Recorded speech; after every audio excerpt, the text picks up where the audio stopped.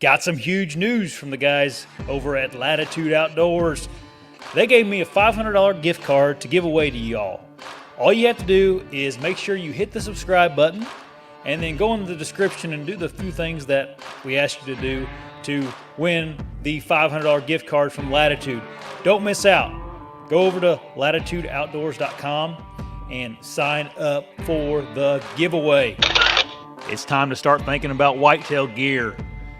ASIO gear offers a fantastic solution for any of your clothing needs. They've crafted a premium line of bow hunting gear that stands out in quality, especially for the price point. What's more, every purchase from ASIO comes with a lifetime warranty. That gives you some peace of mind there with clothing. With their unique camo pattern and great technology in their garments, ASIO ensures you'll stay comfortable in the stand or in the saddle, or whatever you're using. And here's the kicker. ASIO is offering a special deal to listeners. If you use the code ECHO15 at checkout, you can get 15% off your purchase of anything on the ASIO's website. So visit ASIOgear.com today to explore the selection of premium hunting clothing that they have over there. And finally, the original sponsor of this podcast, Stealth Outdoors. Makers of the greatest silencing tape on this side of Mars. And good news coming from Stealth Outdoors. Lou's offering everybody that listens to the show 10% off using the code BTE10.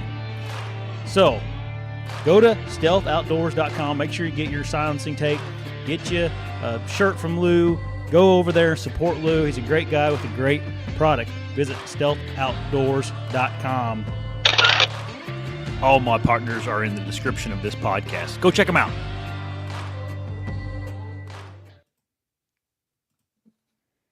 What's up, everybody? What's going on? How's it going? I don't know. I just looked at your your subscribers, man. They're up a little bit. Yeah, things are pretty good right now. You went up over 19. You're 19, man. Yeah. 20,000 on your way to 20,000. I'm gonna do something big at 30,000. Something really big, I think. Like, I want to do something where I give away like everything a guy would need to start deer hunting. Oh, that's cool. Like stand, stick, saddle. I got stuff I can give you. ASIO gears, like all that. I want to rig out someone. I got some stuff. If anybody wears a certain size, I got a bunch of stuff, man. I'll give away. Just tell me what size you need. Yeah. No, I mean, I don't have that much stuff, but I got some stuff we can throw in there. I put in some gift certificates and stuff. I'll pay for some stuff for 30,000 subs. That'd be cool. I'd like, and then get a complete bow setup, arrows, broadheads, flashlight. I mean, just like a pack with stuff in it. I want to do that. I want to give something significant away. Oh, that's pretty cool. But I have an echo in my voice now. Oh, really? You sound good enough. Yeah, you are a little quiet. I don't know what's going on. I was trying to tell him about now. I can turn it up a little bit. Yeah, sound good now? Yeah. Okay. Oh, I hear myself in the background of your house. Oh, really? I think. Let me see if I can go to make sure I don't have my echo thing turned off. We kind of had some, oh, here we go. Is that better? Is everybody hearing echo anymore? You're not echoing. I know, but is Patrick echoing? I don't hear it now. Okay, good. Sorry, I had some audio issues a second ago when I was messing with settings to get them fixed, and I think we monster truck announcer. Yeah, that's here hilarious. He comes. Yeah. Everybody get ready. Dun, dun, dun. It's Bigfoot. Max D. Yeah, a grave digger. Does that sound better, everybody? Let us know. I think it's good. I don't hear it now. I can hear it. I don't hear it either. I didn't hear it before though, but it's probably because of me. Yeah. Anyway, what's up, everybody? Elizabeth, Farrell, Tim, Skylar, Zeke. Hope everybody's doing good.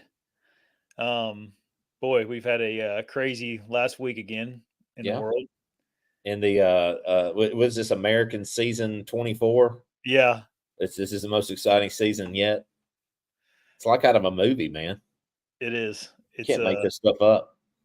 It's crazy. It's crazy. Yeah. I don't know. It's not surprising to me really, any of it. No, no. I like that. I like what I've been. I mean, I've been seeing some crazy stuff. Telling Josh earlier, I saw where people are now. They're speculating Biden's been dead for 5 days. And Kamala's flying to Delaware, and she's going to be sworn in as your next president of the United States for the next 4 months. And that sounds now. I don't know about Biden part, but him stepping down and letting her be president, try to push her over the top with voters and stuff, and show she can do the job. I could see them doing that, but such a weird week, man. The RNC thing was Tuesday, and there's a lot of faith-based stuff in that. I thought I liked pretty well. It seemed pretty genuine. It didn't seem like it was like, your regular political acting, trying to use, religion to get votes. You talking about Thursday, you mean? Yeah, Trump speech. And then, there were a lot of people talking too. I watched some of the people speak, Eric and Hulk Hogan was pretty cool. Hogan, How about that, dude? Rock, Dana White. Yeah, I hadn't seen Hulk rip a shirt off in forever. That was took me back to childhood. It's kind of crazy. Like, I mean, it kind of goes to show you what politics has turned into, though. It's just like a dog and pony show. It's like the WWE now. It's literally Trump has turned it into the WWE, which I love it. I think it's great. Yeah. I think my favorite part was I saw this meme about, it was like a bunch of people that spoke at Trump's thing or reaching out about President Trump. And it was like something about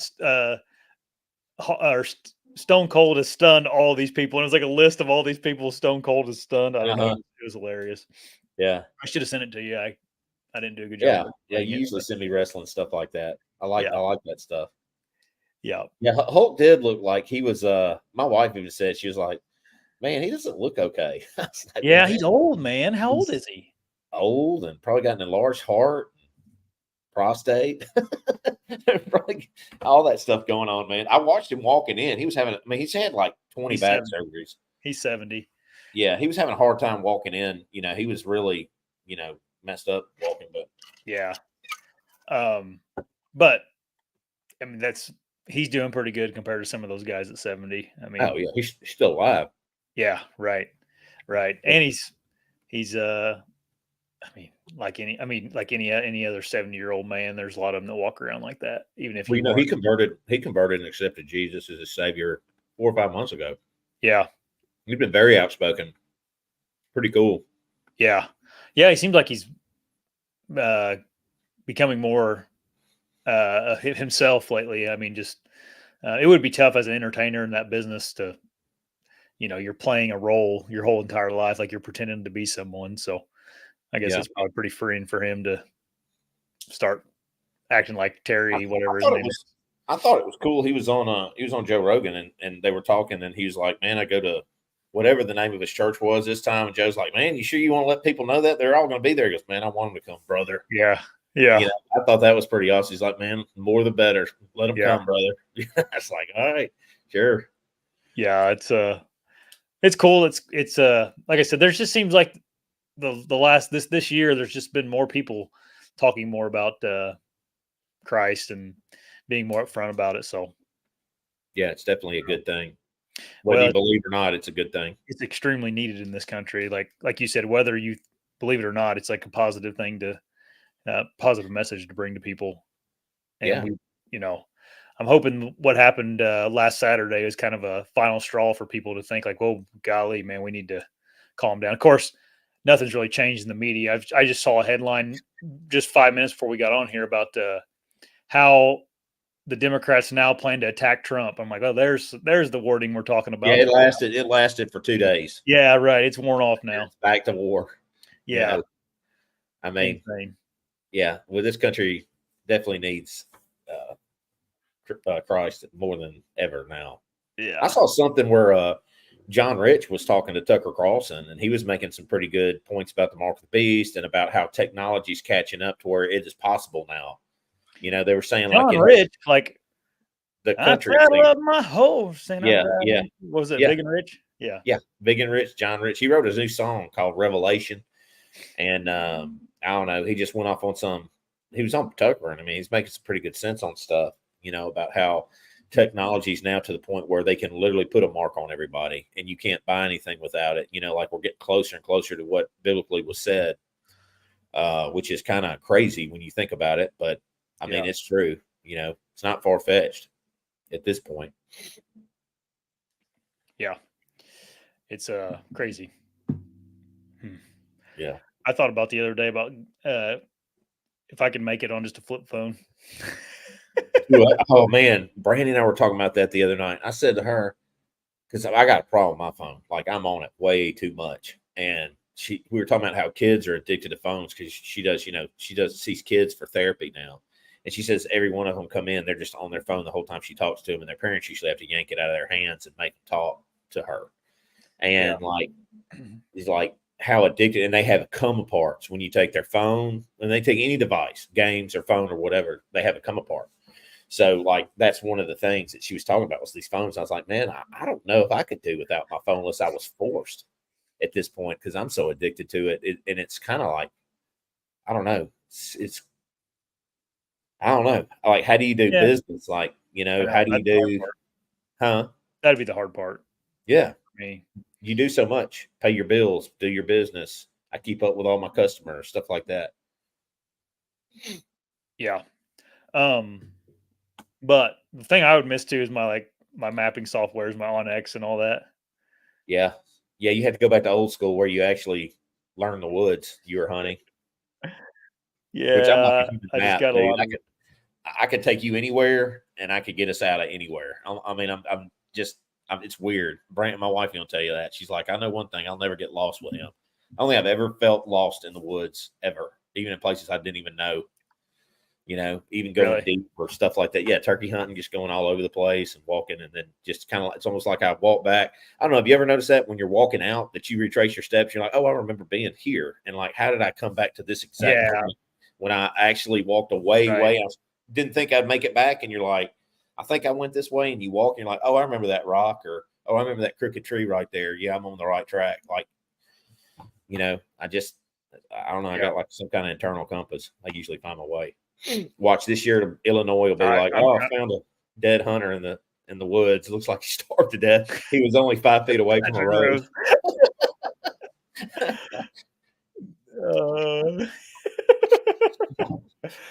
I'm a little bit the same way. I've gotten lost before, but it was always when I was coon hunting and running dogs and not paying attention.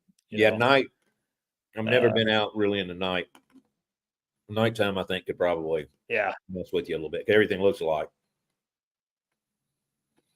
Yeah. I walked up the roads at night and been like, hold on. Am I right here? Oh, yeah. I have. Yeah, I've done that before, too. Yeah, but not I had to call someone to come pick me up. Yeah. Yeah, my mom has had to pick me up a couple times on the roads. I got lost in a block or whatever and went the wrong way and ended up on the wrong road. Mm-hmm. But that was before we didn't have GPS. This had to be a kid. You had to be a kid. When I was a kid. Yeah. Yeah, in high school, cut coon hunting all the time. Yeah.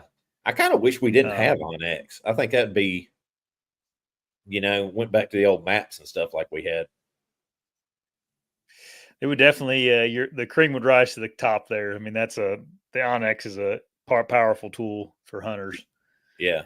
It would be, you'd have to learn a lot of people would have to learn a new skill. That's for sure. Oh yeah. Yeah. They would never know. They'd be scared to death to even go anywhere. A lot of people would, Yeah. Yeah. I think like Dan talked about that before is just, one of the big advantages he had back in the day was he didn't really have a fear of being lost out there, or he could get back. He always had confidence in getting back, where a lot of people didn't want to go there because they didn't know if they could make their way back or not. Yeah. But now you're just, I mean, 90% of the people you see in the woods are looking down at their phone. Oh yeah. Watching that blue dot go across the screen, Yeah. Seeing where they're at. I mean, I'm guilty of it now too. I've gotten lazy. Oh yeah. Yeah. They'll ask about the acre crop. What are you seeing? I'm seeing a bunch of them down here. Yeah, it's not too bad this year. It's I haven't went everywhere and looked, but I have seen some acorns. Yeah. Tomorrow I'm going to spend quite a bit of time in the woods, so I'm going to go to some specific trees to look at them. So I'll let you guys know next week. But in my woods back here, I'm starting to see them. I'm seeing them at houses in the city, but you can't really go off that because it almost seems like the city's a whole different animal. Like where I'm cutting grass and stuff, like I always pay attention to acorn trees, and look at them and then persimmons, and like the ones I'm seeing are loaded right now, especially the white oaks. They're really, really full of acorns right now, but it's in the city, so it's kind of hard to tell. Yep. Dude, we're officially 1 month away from velvet season in Tennessee right now. Mm-hmm. Yep, it's coming up quick, man. This weekend, this weekend will be a month from now. So yeah, I need to go to John's and put some cameras out. I'm glad you said that because I might go there this week one day. I don't have a whole lot of work, so I have somebody wants me to plant a ginormous tree at their house, and I don't. Man, it's really big. It's bigger than anything I've ever planted. So I just gave them a really high price. We'll see. We'll see if they go with it. I mean, it's not really high. It's fair, but did they buy it? Huh? Yeah. It's see if they buy it on it or not. Well, I mean, it's a fair price. It's not, but it's the higher end because I really don't. If I get it, I get it. If I don't, I don't. But it's a big old tree. I know that it's a big old tree. So maybe if I don't get that, I'm going to go Cheney. Am I skipping it all? Mm-mm. Or it seems like you might be delayed. Are you delayed? Let me make sure, Matt. I don't know. I look fine on my end, but you're skipping, so I think it's probably on my internet. It seems like you're hearing me like I'm talking over you, but you don't realize I'm talking when I'm talking. If that makes sense. No, it's all. I think it'll be fine. I can manage it as long as everybody in YouTube land can understand us and see us. That's all I care about. Yeah, I'm renting a stick here, but the only one I can use is a small one that you stand on, and I don't know if it'll lift this big tree. So, but thank you for the advice. They do work really good. I do use them. That and an auger, it makes life a heck of a lot easier when planting trees. This was just a really big tree. Yeah. All right, let's get to it. Yeah. Let's talk about our topic. Well, we can BS afterwards too. Yeah. Oh no, I want to talk about something before we start. Dude, I've been playing some nostalgic video games. Yeah, I saw your little post. I saw your post. Did you ever play them deer hunter games in the late 90s? No, that was after my time. I was I don't know what I was doing, but I remember when they came out. I mean, I think I might have played around with them a couple of times, but that's your generation, dude. Yeah. Oh, well, I was 10 years old, when that Deer Hunter 4 came out, and that's like, dude, I wore those games out whenever, because in the summertime you have nothing to do. It was hot outside and play those Deer Hunter games. It's pretty fun to play them with Huck. He liked them too. Oh, so. Really? Did you have your old ones? Yeah. Oh, wow. No, you can. There's a website called Abandoned Games or something like that, and you can download them on your computer. Really? Probably got viruses, but I downloaded it on an old. That's probably what's wrong with your screen right now in the skipping part you're talking about. Oh no! I was using a different laptop. Okay. Well, they're contagious. Got to social distance your devices. Viruses. I'm surprised y'all don't see me in a mask right now. Yeah.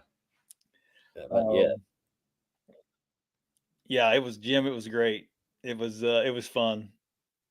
The Deer Hunter, those games were awesome. I think someone should invent a game that's like the mobile hunter game where you go hunt public land and you have your different states set up and you can like spring scout and find buck beds and all that stuff. I think that'd be cool. Yeah, that'd be pretty cool. You can come up with that along with your ladder you want to build. Yeah, I'm not smart enough to do all that. Don't be talking about my ladder. I'm top secret. I didn't go into detail about it. It's top secret. I just want to get an honorable mention on it. Maybe like $1 a ladder you sell or something like that.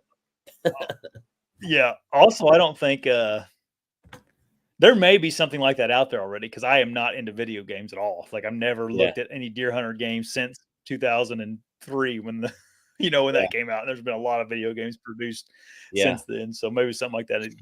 They do have them now where you can like manage a property for deer, I guess, and plant food plots and like you can wait years to let the deer grow and stuff.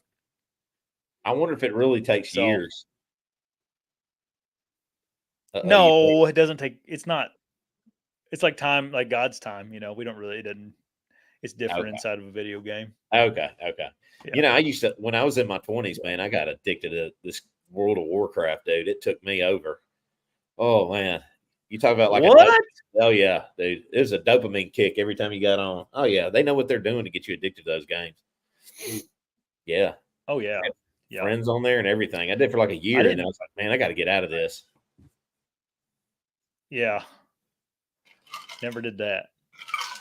I was more like there was a fishing game I like to play is bass fishing, and it was like a strategic bass fishing game where you had to throw different lures and whatnot. But there's that one I played a lot, and then I played this game where you could ride a four wheeler around like a racing four wheeler around like a park. Mm-hmm. Played that one a lot because that's what we did growing up. We rode four wheelers and hunted and fished. That's all we did. Yeah, Those are my back three in the games I like to play. I like Tony Hawk, all the Tony Hawk games too. I enjoyed those, man. but I When never those got video into like games- the shooting games. dude, I played Atari. Do what? That's how old I am. I played Atari when I was like 6 years Yeah. old. My grandmother had one for us. So Yeah. ran that Yeah. crazy Atari, and then I had the Nintendos. Never had any of the other ones. Yeah, I was having my diaper bill got too high. I'm having it because you just never leave. You got to sit there in a diaper and keep playing, man. Diaper, order your pizza, let them leave it at the door, run, grab it, diaper. Thanks, son. No, I mean, no, I wasn't that bad. Yeah. Well, I was pretty bad. It's great. Like 20 hours goes along, and you're like, man, I thought it was. I mean, what's going on here? And it's already 2 or 3 hours gone by. You think you've been there 30 minutes. It's terrible. Yeah. Dang. Yeah. See, I never got into that stuff. Good. What else? Nerdy things we did. We collected Pokemon cards, but literally everybody in my generation did that as a kid. Yeah. Yeah. See, I had baseball cards. Yeah. Well, I did that too a little bit, but man, I had some baseball cards weren't as nerdy. No. I had some good baseball cards too because I was let me see, when I started like in like 90. So you think all the people in 90, Yeah. like Emmitt Smith, his rookie card. I had Shaq's rookie card. I mean, I had all those guys' rookie cards. Still do. Some Did of you them. hold on to them? Uh-huh. Yeah, they're not worth Yeah, I anything. got some stuff. Well, I collected golf cards too, but you guys wouldn't care about golf cards. That's kind of a nerdy. Yeah, but I got nobody cares here in about. my office. I got a Chipper Jones rookie. Dang, that's pretty good. Whoop. Oh, that's you got your certified stuff. Yeah. What's that? Was that worth anything? It's not no, I mean it's like $50, not crazy. That's the problem with baseball cards back then is they're so mass produced. They're not really rare. Yeah, I mean, you think I have now. I have who else? I have Barry Sanders, Emmitt Smith, Troy Aikman. Like I had all those guys' rookie cards. None of them are worth anything. Shaquille, I got Shaq's. No, they made too many of them. Yeah. They kind of oversupplied the market in the 90s. Mm-hmm. But yeah, I got a bunch of golf guys from back in the day, but I don't got a lot of stuff, but like just like this is a Tiger Woods rookie, but it's not. That's the only thing I kind of kept on to. Yeah. I got look at this. Check this out. So I was a big Mark McGwire fan back in the day. I bought this a long time ago, but this is a game-worn Mark McGwire hat. Oh, man. That's signed by him. The year he hit 70 home runs. Really? Yeah. I wonder if that is worth anything? It's I mean, a couple $100. It's not like crazy. I think I bought it for like $100, like quite a while ago. It was back when baseball was good. I know, dude. They did steroids. Mark McGwire stuff's cheap because nobody buys this stuff anymore because of the steroid thing. Stupid. Yeah, is Chipper Jones still hunting? He probably still hunts. I don't know. Remember they had that Major League Hunting or whatever on the Outdoor Channel? Mm-hmm. All right, enough of that. Yeah. Let's talk about our topic tonight. So, what did I name this? Revenge is best served cold. It was just a play on words because that was a cool title. But I wanted to read It's Shakespeare. in Matthew 5. Yeah, I'm going to read some Shakespeare for you guys tonight. In Matthew 5, Jesus talks about retaliation a lot. And this is from the, and Patrick, you're pretty familiar with Matthew. You've read the gospel recently. So I'll just read you guys 38 through 42 real quick. And then me and Patrick will just talk about it a little bit. So the title is Retaliation in Matthew here. He says, You have heard that it was said, an eye for an eye and a tooth for a tooth. But I say to you, do not resist the one who is evil. But if anyone slaps you on the right cheek, turn to him the other also. And if anyone would sue you and take your money, let him have your cloak as well. And if anyone forces you to go 1 mile, go with them 2 miles. Give to the one who begs from you, and do not refuse the one who would borrow from you. Good advice. And I thought about this today because what's going on in the country right now, I know a lot of us feel betrayed. We feel like we need some type of retaliation. And we have that kind of mentality in the US right now. Like, this side did this, so we should do this, and that's not what Jesus tells us to do, I could play over into hunting and that's too. hard. Oh yeah, man. And every aspect of life. I mean, we can find a million different examples of people that are against us, right? Or say something bad about us, or is in our spot, or kill the deer we wanted to kill, or whatever, ask for help. And maybe we don't want to give help, I'm guilty of that a lot. Yeah, I was thinking about that earlier. I was thinking about that, I think I've said it before, like when I'm riding my mower, I just think about stuff during the day. And I was thinking about that too, with situations I've been in about people, and just like, felt like I don't want to help them because of how they are or how they hunt, but that maybe I need to just change my ways and try to be a little bit more helpful.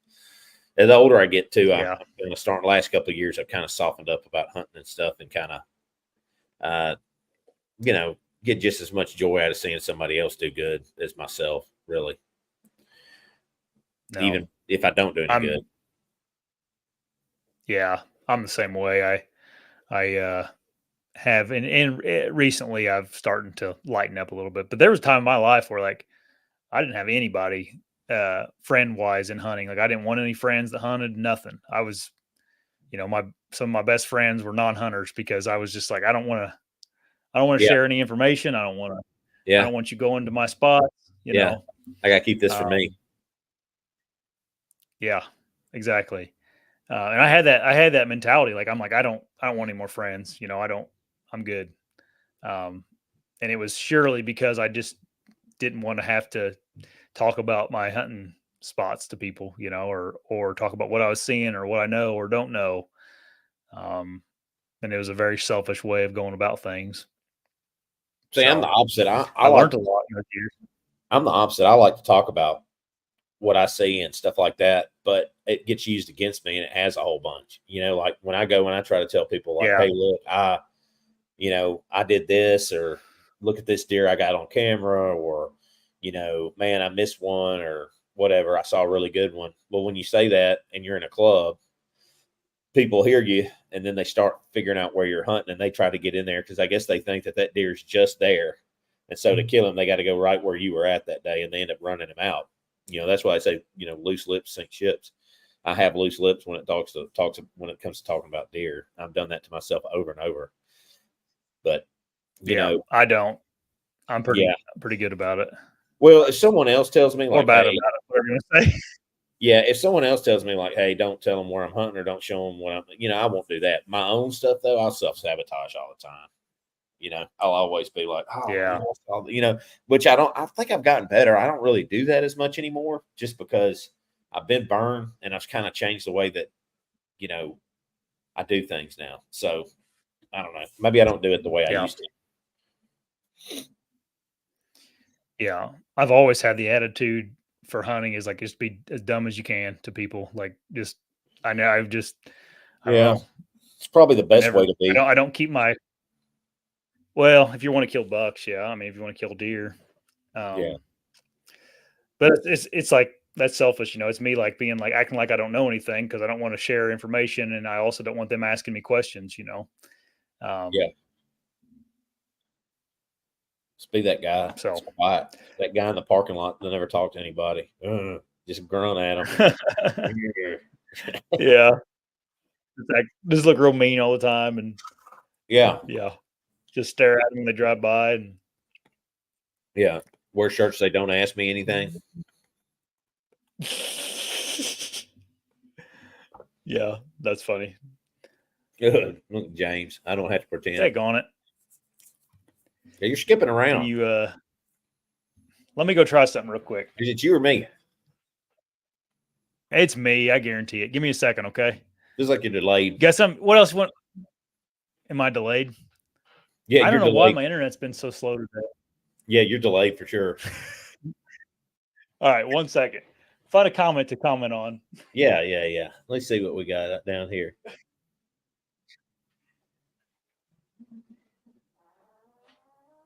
Panhandling. Oh my God, they're everywhere where we're at. They make good money. I need to probably do that as a side hustle in the wintertime when I'm not cutting grass. Go to the overpasses. We're full of panhandlers here. It's legal too. That's what's crazy. I don't know how it is in your state, but a lot of states around here the city has made it legal where you can't do anything. When I was a police officer, when I first started, you used to could get people off the side of the road for panhandling, and you could ride them for like interfering with traffic, but that's gone now.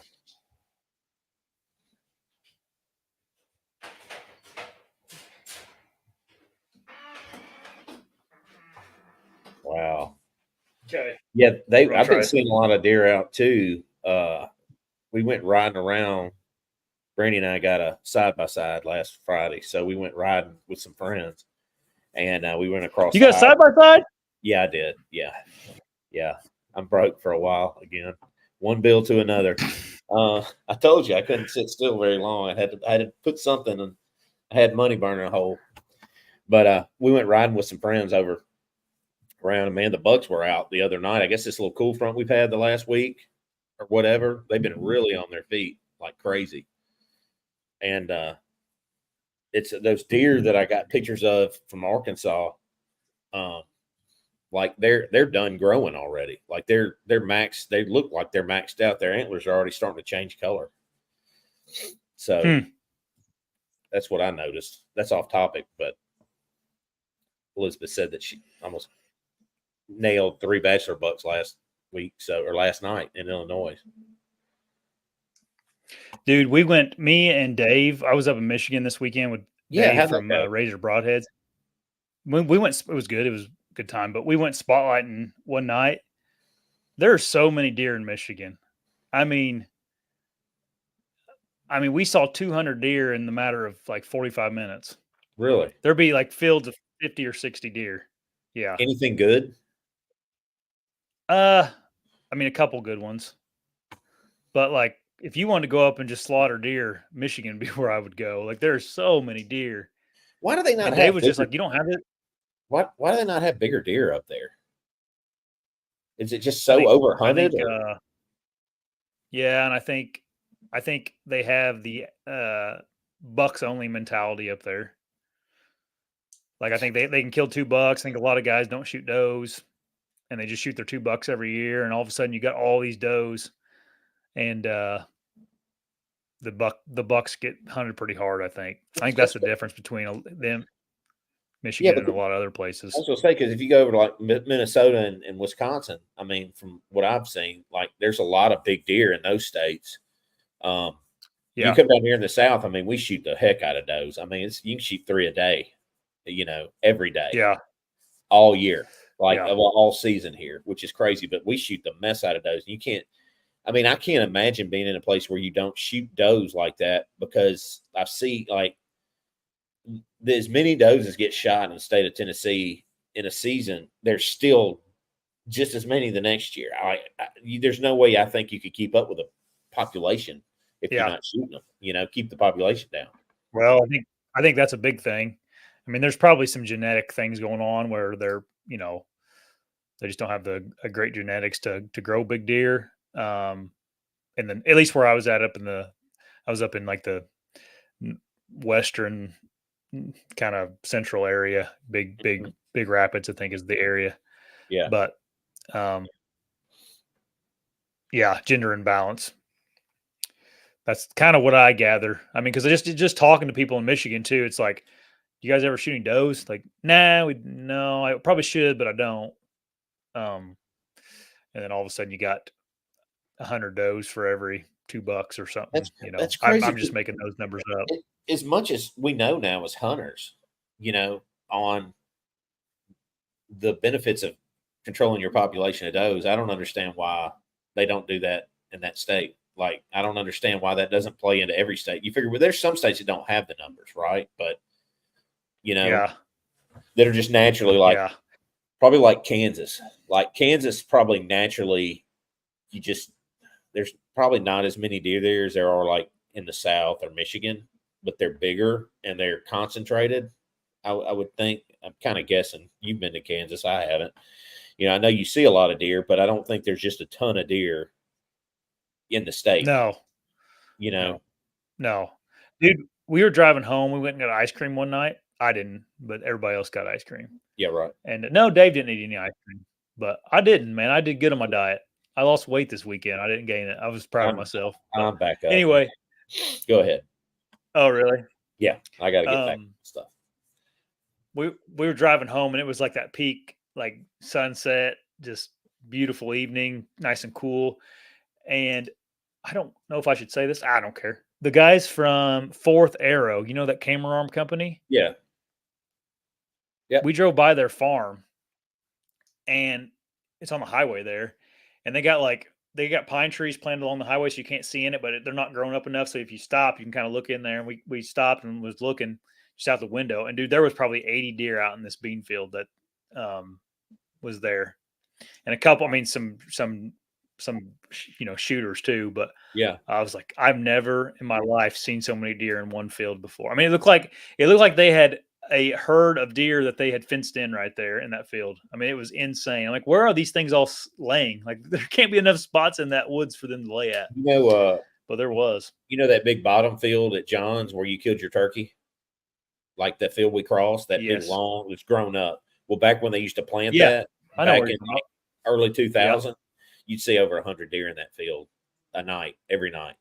Like 100, 200 deer, you'd see them in that field, if you can believe that. It's not like that anymore because CWD knocked the numbers down and whatever else is going on knocked the numbers down. But I mean, I've seen that during night, especially like January. Oh, it gets ridiculous down here in January. It used to back in the day. It doesn't anymore. Yeah. But just the sheer numbers of deer that he used to hold on that farm was just ridiculous. You can still see a bunch, Mm, but it's not like that anymore. yeah. Yeah. I've never, I mean, if I would go spotlighting tonight and I would see 50 deer, I'd be like, that was a pretty good night around You talking here. about in Indiana? Yeah. Yeah. Can you That's guys spotlighting in Tennessee? no, it's illegal. Oh, I mean, yeah, too many rednecks down there. yeah. A lot of people with guns. Yeah, it's illegal. You can say you're coyote hunting now because you can coyote hunt at night down here. They just legalized that. Oh, really? Yeah, but with a shotgun only, Yeah. which makes no sense. Like, who shotgun hunts coyotes? Really? Yeah, stupid. At night. Mm-hmm.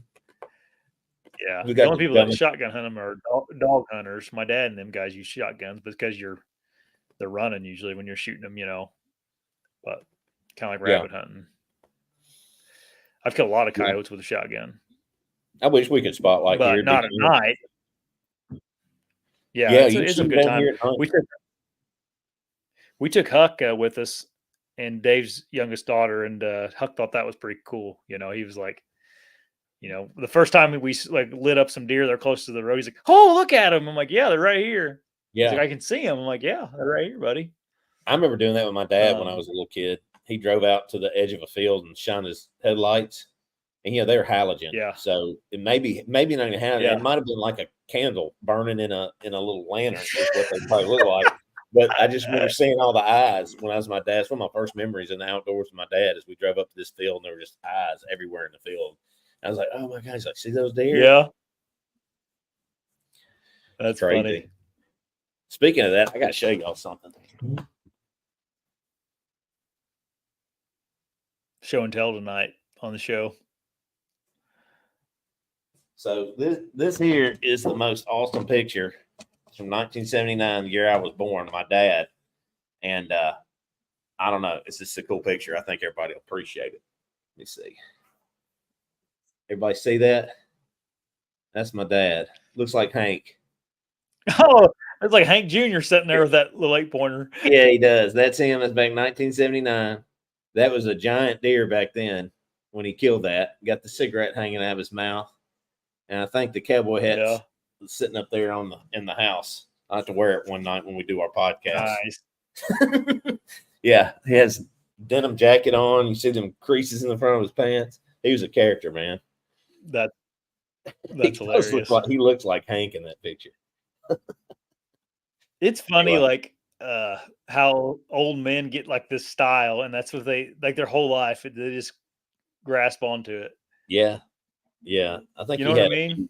Yeah, mine's t-shirts, t-shirt, Yeah. and shorts, jeans, and camo. Like that's what I wear. Yeah. Yeah. I like comfortable t-shirts too. My grandpa wore bib overalls every day of his life, Yeah, except for if he'd go to church or something. He had slacks then, but you see that. bibs and a white shirt.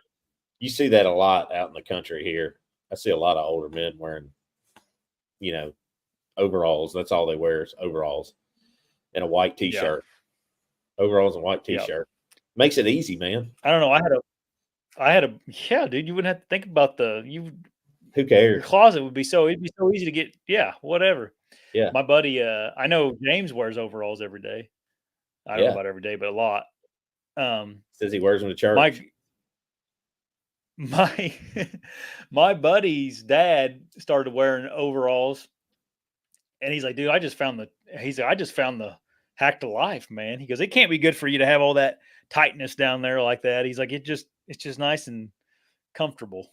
Yeah, I'm gonna start wearing them. Maybe me and you just start wearing overalls just to give an overall review.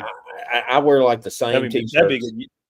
I wear the same t-shirts every day. Like, I mean, not every day, but like every week. Too. I have a certain t-shirts that I wear, and like, and what's crazy is they're all like the same, but like some of them I think, oh, this is a nice one. Like I wear one that's like a Day 6 Arrow shirt, right? Yeah. I really like that shirt. Yeah. So I wear it out. Or I wear my own shirts, my Native South shirts or whatever. I wear them quite a bit. Then I have my shirts. we need to correct ourselves. They're bibs. They're not overalls. Bibs. Oh, bibs. Overalls are like the coat and the jacket or the pants are together. Oh, those are coveralls. You're thinking coveralls, overalls. I guess. I think we're thinking the same thing. We're just missing a C. I think it's different. Bibs, though. What part of the country you're in makes a difference too, because we call them overalls here, but they're not. That's right, they're bib. We call them bibbed overalls. Yeah, and bibbed overalls. We're Coke down here. Call it Coke in the South. Dude, coveralls in hunting used to be a big thing back in the day. Nobody makes coveralls anymore. That's all I wore when I was a little kid. My dad always had coveralls. Me, same here, dude. Walls. I have the same. I've had like pictures of me from when I was a kid hunting. I had the same pair of coveralls on every single time. They just my ankles showed a little bit more every year, Yeah, because you grew so fast. I had those Walls blizzard proof. That's what I wore. Real tree. Yeah, and it was an old like real tree pattern. Yep. I had a bunch of that. I had the bibs. Old I got high tech with the bibbed overalls. And the jacket, I thought I was cool then. It had the corduroy collar on it, Walls made. I don't know if you remember those or not. Oh yeah, It was like a bomber jacket with a corduroy yeah, collar on it. I had one of those. That was yeah. when they The got real collar. cool. Yeah, you always saw like Bill Jordan wearing one of them. Yes. Yeah. Yep. Then Yeah, I went to Mossy Oak. yeah, yeah. And that's all I wore for a long time was Mossy Oak. Yep. I've told Joe Miles he needs to make some bibs, like early season bibs. Yeah, that'd be cool. I need to talk to him about my Yeah. turkey vest idea, turkey harness / idea that I had. My top secret idea Yeah. that you better not tell anybody about. Zeke says the hickory striped Dixies. That's what he likes. Dickies. Oh yeah. I know what he's talking about. Are those the ones with they have the little white Yeah. pinstripe on them? You pulling them up? I think so. I think I saw James in those at some of them shows we went to. I want to be like They look James. comfortable. I want to be like James. Just wear bibs. Start growing your beard, man. Yeah, You got to have some kids though. I don't think I look as good as James with a beard. Looks a lot better on him. If that's me. I just look old. I just get the train conductor. Yeah, the train conductor bibs are awesome. I love those. Yeah, that's what those hickory stripe bibs look like. Yeah, and then like the little hat, the little train conductor hat. That's what I'm gonna go and start wearing. Golly, the hickory stripe pants are $200 from Dickies. What? I don't know I don't think I want to wear them that bad. The bibs aren't as expensive. I wonder why I don't know. Hey, before I get too far along here, Tyson, dude, thanks for joining the membership. Welcome. I need to do a members only live this week. I'll do that. I promise I'll do a members only live this week for everybody. Yeah, the bibs are $50. Wonder why the pants are more than the bibs. You're probably looking at something limited edition, I guess. Limited edition pants. Engineer bibs. I like that. I wonder why they don't wear that stuff anymore. Makes me think of Back to the Future 3. Remember that engineer that they had to rob him of his train so they could get the car up to 88 miles an hour? I think he had those on in like a handkerchief, like a red handkerchief, like stuck down in the front pocket of his shirt or the bibs or whatever. Yeah. That's crazy. Oh, there you go. Jesse James wears those pants, so people pay more for them. Ow. That doesn't surprise me any. I'd rather wear the bibs. They're more comfortable. Yeah. Do we got any more to talk about with our topic of turning the other cheek and the issue with revenge? Well, I've never been vengeful, so I struggle with it. Yeah. I mean, in my mind, I probably feel like, oh man, I just like to do that, but I'm pretty good about letting stuff roll off my back. Yeah, pretty good. You think being a police officer helped with that? I think I've always had that attitude. I did. I think it did because it's just business, and I think actually that attitude helped me as a police officer too, because I got called every name in the book, and it just never fazed me. I never got mad. I never took it personal. They're mad because they're going to jail, and I don't care because I'm not. You know what I mean? So I never really. I don't know. Yeah, I think it helped. It helps you. You start realizing people say anything when they're mad, and sometimes even those people end up being likable. I had a lot of people that I would arrest, take downtown, and they were going to do this to my mama and kill me and kill my family and wife and all this stuff. And then, you get them cooled off. They start talking to you and they realize you're all right. And then they kind of chill out and they apologize to you. I can't tell you how many times I had somebody in my back seat that would, man, I'm sorry. You know how it is. I'm like, yeah, man, it's all good. Yeah. I think a big thing with revenge, or like when someone hurts you, I think that's when you can really show, your show Christ to people is how you react to things that happen to you, and you can also show some of your downfalls of how you react when things happen to you. Right. Um, I think that's something we got to really think about, because those are the times where it's hard to be a Christian, right? It's easy to Yeah. be a Christian when things are cool and you love everybody, nobody's being mean to you or nobody's saying anything that aggravates you. But as soon as something bad happens to you, that's whenever we need to use our scripture in Matthew, right? And that's the one's hardest to do. It's easy to do Yeah. whenever things are easy. So just think about that whenever someone's said something you didn't like, or you're mad about something on Facebook. Um, just it's how you react to those things, and you cannot control what other people do, right? Like, you can't control what other people really think about you. You can't control um, things that are happening around the world. I mean, you really, for the most part, you can't. I mean, No, for day to day life, you can't. So it's you hard. can only control yourself. Yeah, you can only control how you react to those situations. Um, and I think that's probably a lot what Jesus was talking about, was like, um, not taking an eye for an eye necessarily. I don't know if he literally meant an eye for an eye, or is it more of a, Metaphor. just a, yeah. And I listened to some stuff today on this about, things were a lot more literal back then, and a lot of it was monetary. Like, what they were talking about in the Bible was monetary stuff, um, to where, like, what is worth an eye? Is it $10,000? Is it $100,000? That's kind of the thing that I think that was referring to, in the Bible. But um, yeah, Another it's thing hard. too. It's hard for me. Like, Another thing too in the Bible, you remember it says, "Vengeance is mine," saith the Lord. So it's really not your point. yeah, It's your job to be vengeful of people.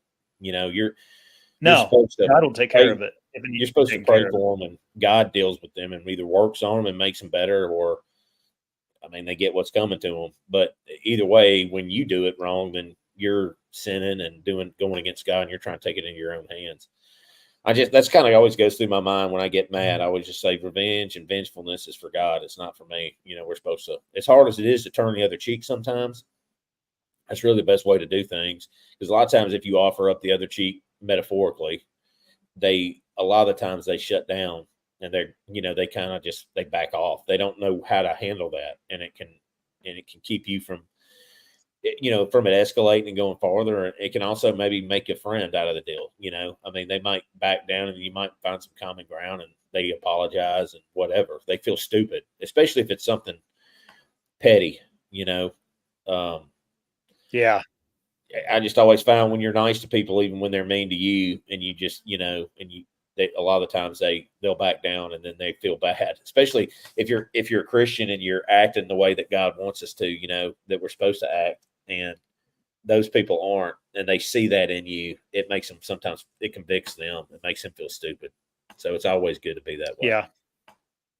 Well, it happens to me literally almost every day in the comment section of this YouTube channel. Like, someone will say something stupid, or just being mean, just being disagreeable, or just to be, and I'll just make a comment and be like, "Hey man, thanks for your feedback. I'm sorry you feel that way." Yeah, And when you then the want to next, I tear them mean, up, within a minute, I do what?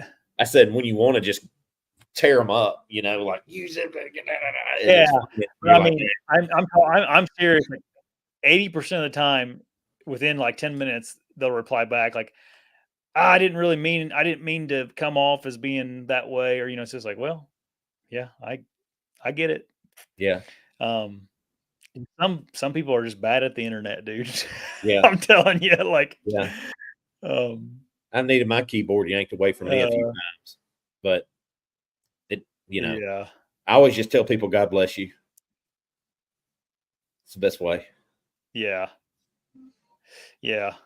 I always be careful. I'm always careful with that. I'm not saying you're doing this, Patrick, but like, I want to make sure that I actually mean that. Like, I don't want to use that in a way of like, Yeah, I'm gonna get them by saying God bless you, yeah.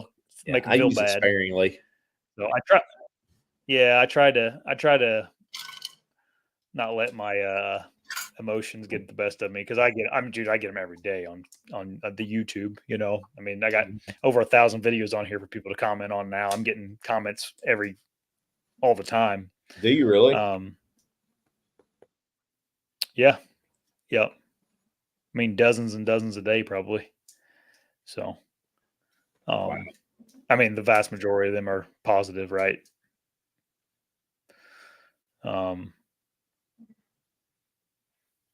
So what do you think about forgiveness, Patrick? There's a James put on here, forgive them 70 times 7. That's a pretty famous passage in the Bible that Jesus talks about how many times we should forgive others. I always forgive people. I don't believe in holding grudges because it's more for me than it is them. If they care, then it affects them. But if they don't, you're only hurting yourself. So yeah, your best to just forgive people, even if you don't tell them you forgive them. Just kind of, that's what I said, like water off a duck's back, man. I just go, whatever. It just you can't hurt someone when they're, I don't know. I mean, I saw something the other day talking about, people being rich and that some people are rich. Somebody commented something about their circumstance, which is positive, like about family and kids and a house and things like that. And, they were like, they're rich. Somebody said, you're rich, because you have all these things. They don't necessarily have the nice cars or the big house, but they have the things that matter. So, if you feel like your life's pretty good and you got the things that matter the most, being in a relationship with Christ and God and your wife and your kids are in line. If you got kids and your finances are okay, then it makes it a little bit harder to get mad at somebody and hold grudges, So it's easier for me to forgive. I don't even get mad. Yeah. Like if I went up to public land and somebody wanted to go hunt in there and I was planning on going there to the same area, I'd try to work it out with them. But at the end of the day, I'd probably back down and just go somewhere else. And not because I'm intimidated or weak or something. I mean, I could definitely push my will on somebody, but it's just not worth it. I'd rather just be like laid back and go, hey man, you go ahead, good luck. Yeah. Maybe it'll come back to me, Yeah. When it comes to forgiveness though, like, do you think there's a point where, like, I've had people where I was, helping them, they kind of let me down. You forgive them, you help them again, they let me down, you forgive them, and then after like this cycle goes through a few times, like, you think it's still forgiveness if you're like, I forgive you, but I'm cutting you out. You know what I mean? Yeah, because I think there's examples in the Bible of God doing that to people too. That have you until they truly want to act right. I mean, I've had people recently that I've got issues with that I'm like, all right, he did this. I'm irritated, whatever. He hunted close to me or whatever, or put a stand close to my stand where I like to hunt, whatever. I'm going with this. And I've been mad about it. Then I've been like, all right, well, I'll forgive him. Then you're friendly and everything goes good. Then boom, he does it again or does something like that again. And I forgive him. I forgive him every time, but I just don't really have anything to do with him anymore, on any level at all. It's not like we're close friends or ever were close friends. It's just, we share the same passion for hunting and stuff like that. And, I mean, I'm not saying he's a bad person. I mean, he's a likable guy and everything like that. But, I've just had to say to myself, like, I can't trust this person to do the right thing. So I'm going to remove myself from their circle. So I don't think there's anything wrong with that. I mean, you still forgive him. I mean, I forgive him and I would be cordial and nice, but he ain't getting none of my deer pictures. Like, he's no coordinates for me, buddy. Yeah. There's some people that are like that, but they just don't. They either don't have that compass where they know like some things are just inappropriate. Like if you and me were hunting together and you're like, man, I got this buck and he's over here in this block of woods, man, and he's really nice. And I've got all these pictures and you're really jacked about hunting him. Well, I mean, I just feel like it's wrong for me to go, okay, so there's a big buck over there. How can I get in there and kill him? I just go find another one, and if that buck comes by me, then cool. And I kill him off, 500 yards from where you've been hunting him, then I'm okay with that. I'm sorry. It's not, deer travel, but like when you got somebody that you're supposedly friends with and they're telling you all this information about something, something that they really want to do and they're passionate about it, it's kind of like, I don't know. It's kind of backstabbing to me to go in there and do that with hunting. I just think it's unethical. It's not really wrong, but uh, I just, I don't know. I think about how I would feel in that situation if, let's say you and I were hunting and I was like, man, I got this big deer over here. He's here. And then like, man, I got to work tomorrow. It's going to be a great day. The pressure's going to be, got high pressure coming in, cold day. It's going to be nice. I wish I could hunt. You're like, man, I'm hunting tomorrow. And then next thing I know, you went in there and hunted the area where I've been hunting this deer and killed him or just hunted in there. Then that's kind of bogus, man. Especially when there's so much area to hunt. It's not necessarily wrong because I'm not there. I can't kill him if I'm not there. But at the same time, I'd rather you ask me. Like I've even told individuals, certain ones, I've been like, man, just hunt my stand. I'd rather you hunt it because it's in the right spot and you're not going to screw anything up if you go in this way. And if you kill him, you kill him. I'm not there. I can't kill him. He might not ever come back by that stand. I've told people that before. But don't go hang a stand 50 yards or go hunt 50 yards where I'm hunting and not know anything about the area and screw it up for everybody. That's what kind of makes me, upsets me. But at the end of the day, like you said, you got to forgive them. But have you had somebody do that to you? Like you mentored them a bunch and then all of a sudden you figured out like, man, every time I ask them not to do something or whatever, have you ever had that? Yeah. Come up? Well, my example I was thinking of has nothing to do with deer hunting, but it was more like someone struggling with drugs or alcohol, and you help them and help them and help them, and then it's like now you're affecting my family and my time with my family and other relationships, and it's like I love you, man, but I can't do this anymore with you.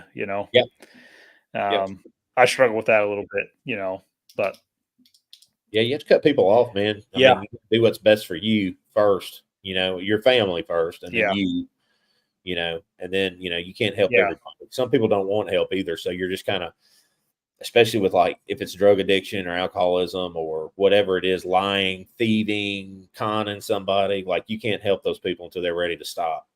So you're just spinning your wheels and it's making you miserable at that point. So yeah, in that case, I think it's all right. Yeah. Then you get them on camera walking and scouting. I'm reading Buck Slayer's comment down there. Yeah. Yeah. Yeah. People just got to see it, man. Some people just have to see what you're looking at. I got to see the rubs and scrapes. Trust me, they're there. Yeah. That's what I worry about Zeke. James said, the Bible says, go to a person about their sin and then take an elder, then bring it to the church. Then if they don't listen, then send them for God to deal with. It's like, do we go far enough? I don't know. I think too, y'all can put in the comments too, but like, I think it also says that you don't put, throw seeds on unfertile ground, is that right? Unfertile, like soil, bad soil. You don't put seeds in bad soil. So if somebody's not ready, sometimes you just got to wait till they are, but have your arms open and be ready to, show them love when they're ready to make the change. I had one of my old partners this weekend. It's kind of crazy how God works, man. And I believe this a lot of the times. I believe God speaks to us and he puts us in situations, but I'll share this with everybody. So my old partner that used to work with me, he's a lot younger than me. He's like 35 now. So when he got on the department, he was 21 and he was a baby face dude. I mean, he looked 12 and he's also like 5'4", like 140 pounds, like very just unassuming police officer. But his dad was a police officer and he always wanted to be a police officer. So he got on and he was a good officer. He really wasn't stature wise. Definitely, people would test him too much, and mentally wise, I don't think it was God's calling for him, but he did a good job at what he did. Right. So anyway, he's had a little trouble in the last few years. He used to work for my department and they kind of did him wrong. When I don't care who you are, when you're 5'4", 140 pounds soaking wet and you tase people, I mean, just because he's a man tasing other men doesn't mean that it's not something that he should do. But anyway, long short is he doesn't work for that department anymore. He had to resign. Went to another department, worked there. Everything was good. New chief came in. Didn't really like his past, and found a reason to get rid of him. So he's been really struggling with that, and some alcohol too, because I mean it's what he loved doing. It's what he always wanted to do, and then it was just taken from him. And I've kind of been saying some encouraging things and kind of leading to the point, telling him, look, you just need to let it go and wait for God's plan for you, right? So he put something on the post up on Facebook, and I wasn't feeling good Saturday afternoon, so I'd woken up from a nap and I looked at it, and I thought, like, I'm going to say something, kind of encouraging to him, but let him know, like, hey, dude, stop putting your life on Facebook. I don't know if any of y'all got those friends that love to put everything that's going on in their life on Facebook, like everything down to the detail. Yeah. So we got talking, and again, someone not real good at the internet. Yeah, he doesn't deserve it. I told him, I said, you need supervision with your Facebook. Anyway, I just got talking with him. It was a really good talk, and hopefully I encouraged him. But he's going through a hard time and stuff, and I just told him, you never know, don't be bitter, don't be, about, he had a girlfriend that kind of did him wrong. He just got divorced, a long, lengthy divorce. Wife moved out of the country, and he just had some stuff, and I just told him, I was like, man, just God's probably hitting you over the head because you're not doing the right thing, he'll start out with kind of just telling you, and then before too long, he hits you over the head with a hammer, and so it was a good talk, and hopefully he's had the right. He hadn't posted on Facebook in a couple of days, so maybe something I said, maybe maybe he didn't. But yeah, man, I told him, man, you just gotta forgive and forget, man, and move on and look at what God's purpose is for you, rather than trying to do what you want to do. Sometimes you're fighting against a power you can't fight against, so you just gotta listen to the signs, or read the signs. Yeah, 100%. But we're human. It's hard when you're going through those down times, right? To keep after it. It always is like, it's always comforting for people to know, like, no matter what you're going through, whether it be, raising kids or marriage, or like you said, this guy has multiple problems. It's like, yeah, there's other people that's going. He unloaded a bunch on me. Yeah. But it's like, no matter how it's comforting to know, like, other people are going through it too. It's all kind of relative, and the way you, like I said earlier, the way you respond to those issues it shows you, it shows your faith then. So, and like you said, the guy you're talking about wasn't doing a very good job of handling it, right?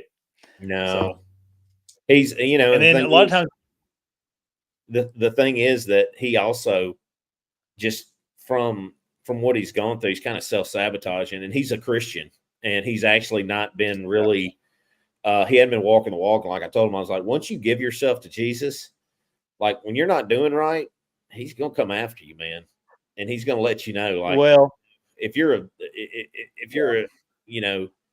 not never believed and you're doing bad, he'll still knock you down to try to get you turned to him. But once you're his, he's not going to let you stray too much without really being hard on you and judging you in whatever way he does while you're on earth with hardships and stuff. And it's just good to be encouraging. He used to be really encouraging to me. He's been a Christian for a long time, and I wasn't. He couldn't believe the words that were coming out of my mouth. He was like, "Is this Rose talking to me this way?" And I was like, "Yeah, man." He goes, "When did you become so solid?" I was like, "Man, I just started reading the Bible and trying to do what it said and understanding it. I figured I'd reach out to you and try to help you out." So, we need to do more of that, especially when people, like you said, instead of revenge, try to encourage them to do what Christ tells us. Right. Yeah. And like 99% of the time, if you respond to these issues in the manner like you're giving examples of, or if you get revengeful or hateful, like it just gets worse. Like things just compound then. Yeah. Whereas if you can just figure out a way of letting go and forgiving and moving on, it's just better in almost every sense of the word. Yeah, it rots you. And a lot of times these issues you have with people, they're just doing those to get some kind of to make you mad or get you aggravated, or like, for example, it sounds like your buddy, he had a superior that didn't like him, and like Mhm. it probably makes him happy that, I don't know the guy. This is just me being Oh, police assuming, officers but petty. it's like that guy probably, yeah, that guy probably loves whoever fired him or whatever. Probably just loves that he's miserable right now. Yeah. And if you It's can, sad you because, know, like, police yeah, officers are already prone to suicide, and stuff like that. And like, it really worried me. Like, his faith, he wouldn't do that, because we talked about that yesterday. Because I mean, yeah, I've seen some of the posts he's made are, I'm thinking like, dude, he's about to lose it. And I prayed for him. I'm just glad I got to talk to him yesterday and hopefully help him out. I mean, he's doing a little better, but he's yeah, been humbled, is what it sounded like to me. Like, God's really humbled him and took away what he probably put above his relationship with God, which was maybe being a police officer and living that lifestyle, and doing things that he knew better than to do, that he preached that he would tell other people not to do when he was really in the Word. And I think he strayed from it. yeah, And just think that God has, over the last 5 or 6 years, really just been beating him to death to get him to come back to him. I really do believe I believe that that's what happens to people. And hopefully, just like I said, like, I think it's divine sometimes. I was telling my wife, I can remember when um, I really felt God talk to me for the first time. And I remember the person that was the catalyst for that too, and the situation, and the time, and the time of day, and all that stuff. It was amazing when that happens. And it was just things like lined up. Like, I was doing a job for somebody, and we got to talking about his brother who had problems. And then he put his faith in the Lord, and his brother had a drug addiction. And, basically, that his brother said, God brought me to my knees so that I turned to him. And I'll never forget him telling me that. And then I went home that day, and I was kind of struggling financially. And a friend of mine from World of Warcraft that I never met sent me $300 in an envelope. He was a nurse anesthetist or whatever, anesthesiologist. So I mean, he had a little extra cheese, and he and I had gotten to be good friends. Talking a lot on the game, and just talking, and on the phone and stuff. And he actually sent me money, and sent me a letter. And dude, I remember I broke down crying. And that's pretty much my testimony to how I got saved, and how God, picked me out of the weeds. And I still didn't turn to him like I should have, full, but I became a Christian after that. And I just believe sometimes, even like you're talking about revenge, like, you never know, that could be the situation that God puts you in to show Christ to somebody, that changes their life and their direction of their life forever. So, you always have to look at situations like that. It's just weird the way God talks to us. It's not words, it's not audible. It's just, I think, circumstance a lot of the times, and then you just feel his presence. And however he talks to us is bigger than what we can think about. And or yeah. we can rationalize, like, however he speaks to us. Like, I don't know if you felt that way before, but I know I felt God talk to me for sure a couple of times. Oh yeah, it happened to me and Maddie the other day. Like, we had a lot of expenses this month, like a lot of just things pop up. Um, we were going on this trip up to Michigan. Uh, just bills, things came due and whatnot. We didn't have. We were like, man, we had to dip into savings, which that's a petty thing to like. Um, we're very very fortunate to have a savings account that's built up. But anyway, and then like we were just like literally talking the night before about, man, we got to transfer some money out of savings into checking to cover everything this month. And we were like, man, like just felt horrible about it, kind of thing. And then literally that next morning, she gets an email from uh, her work saying that they're getting a profit sharing bonus, and it'll be in our bank account on Friday. And Yeah. it's not like a $10,000 bonus or anything, but it's a few $100s, and Yeah. it was like enough to cover everything again, this like without any problem. Yeah. And then it was just like, man, you know, it's crazy how much worry we put into these earthly things when God is in control. If you are with God. It makes life easier And if you that's a little, it makes life easier if you yeah, do it that way too. If you can put your faith in yeah, God, your life's way easier than if you're worried about all this worldly crap, like yeah, just money, like I've never been one. I like stuff, you know. I like to have toys and things like that. But at the end of the day, like I don't care. Like it's not the most. I get fixated on stuff. I think it's just because of the way my brain works. But at the end of the day, it's like all this stuff will fade away, man. And does it really matter? We're only here for a certain period of time. Let's enjoy each other, love each other, try to help each other, bring people to Christ, and then go on up to heaven. Hopefully, hopefully at the end of our journey that you know, that's our first stop at least. I don't want to, maybe I'd like to pass probably the pearly gates, but I'm sure I got to sit there and talk a little bit. But, but I mean, it's just so much bigger. We get so caught up in all this crap. It's just so much easier when you go, especially in the season that we're in here in the United States, with the politics and presidents, and a lot of people are worried, because it will affect us here on earth. But man, it's so much easier just to cast all your cares on the Lord and let Him deal with it. You just do what He tells you to do, and you're supposed to do. Yeah. Yeah, I think you got to be a good steward of your money still. I think you got to be smart with it and whatnot. But I worry about it way too much. But that's maybe just part of me being a man too, I've never worried about money. It's like weird. Whenever I wanted something, I just got it, and I just never worried about it, and I just worked hard for it and whatever, and it always worked out. And that's just the way. I mean, it didn't always work out. I mean, I've had financial struggles in the past, but it's still pretty much worked out. I mean, I'm not. Yeah, here you are still. Yeah, I'm still here. And I'm not. Well, I think it's. Yeah, money is probably. I mean, the root of all evil. It's probably something we focus way too much on. I know I probably do. Yeah. Money, probably can equate to possessions too. Yeah. But this week I've read 2 books. You ever read the book The Richest Man in Babylon? Mm-mm. Is it good? Probably not. No. Mm-mm. If you're into money, it is. And then I read this weekend. I listened on the way home. I didn't read this one, but Rich Dad Poor Dad. Oh yeah, I've not read that, but I'm familiar with it. Robert Kiyosaki. Yeah. Yep. I listened to that on the way home from Michigan. So I always get those Dave Ramsey clips on TikTok that come across. He's like, you know what you're going to do? Beans and rice, rice and beans. You're not going to buy anything. Sell. He's hardcore. Go in your attic and have a yard sale. Yep. Kill your dog. You don't need to feed him anymore. You got cats. Let them go in the backyard. So they can kill all the bugs and the mice. You don't have to hire a termite guy. And just basically wear a loincloth every day for the next year until you get your debt paid off. That's what you're going to do. You're like, wow, thanks. Not going to do that. That's funny. Yeah, I love hearing.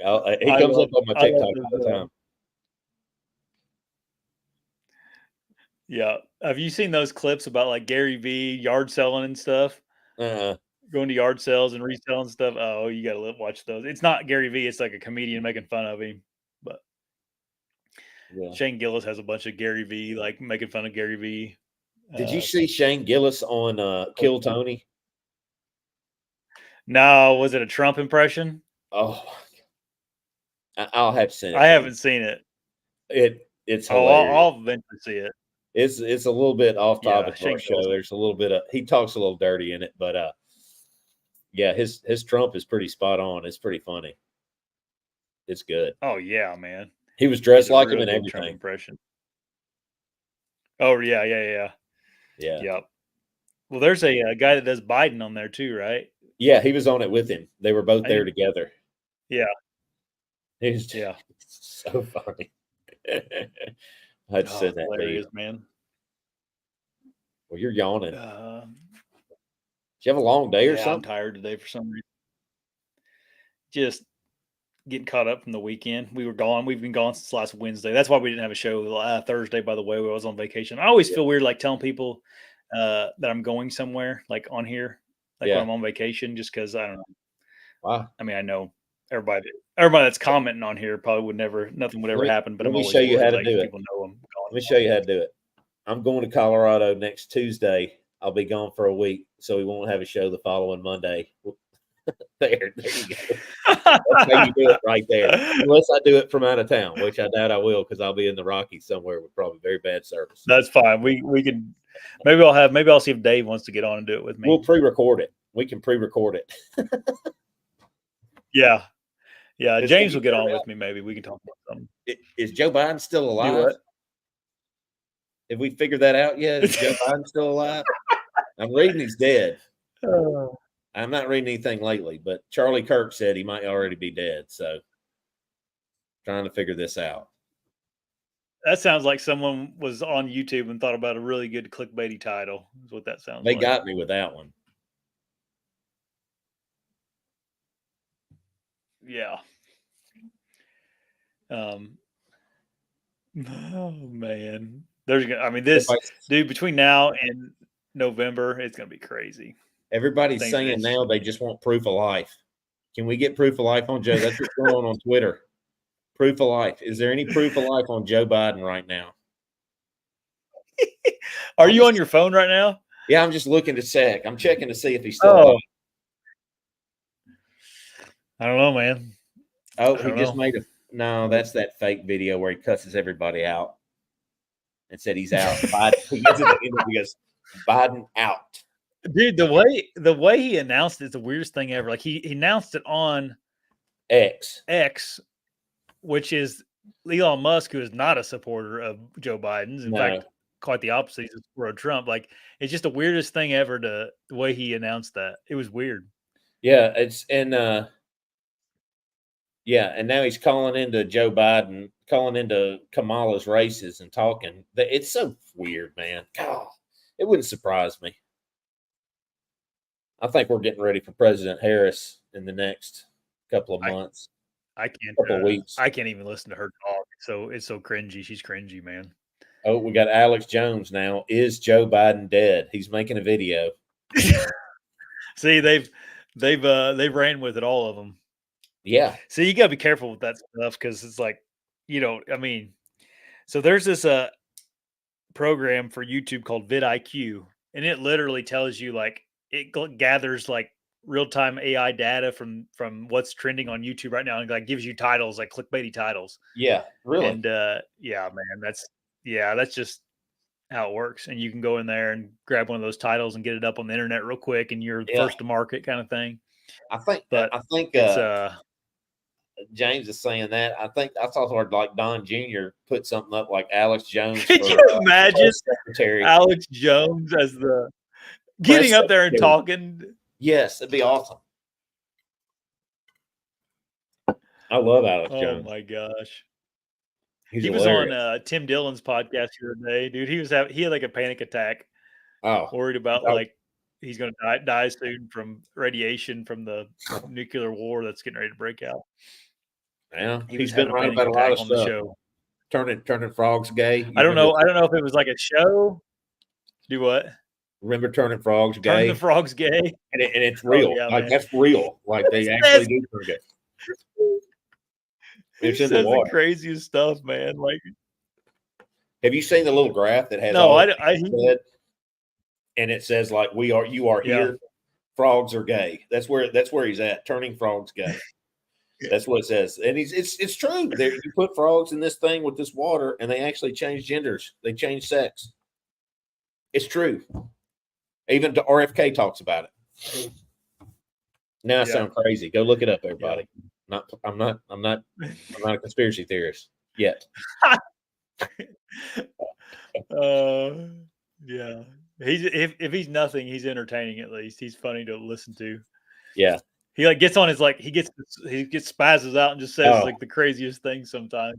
Yeah, he talks so fast and just he's a whirlwind, dude. Yeah. A life finds a way. It does. Yep. So much going on. Let's get off here, dude. We're talking about gay dogs now. All right, we're done with this. Everybody, hit the subscribe button before you leave. Hit the like button. We'll talk to y'all later. God bless you.